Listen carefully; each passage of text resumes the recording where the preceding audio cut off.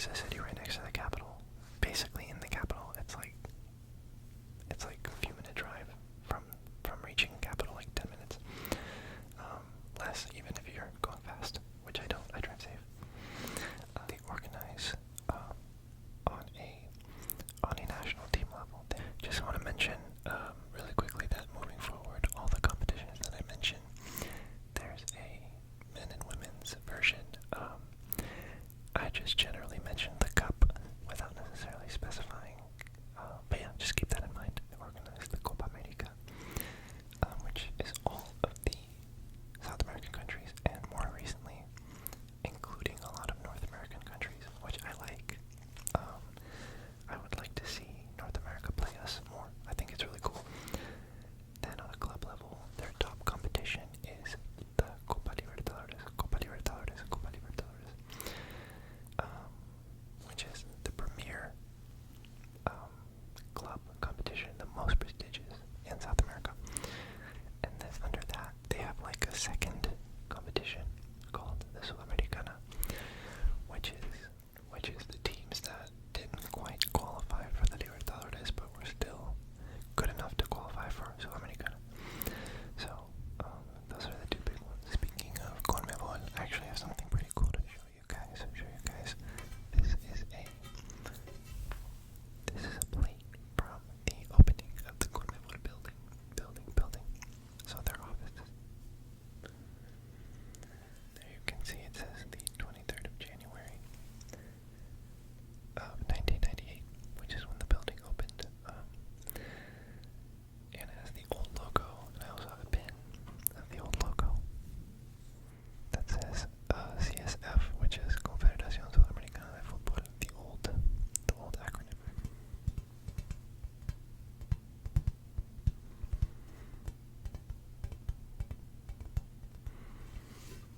So yeah, I got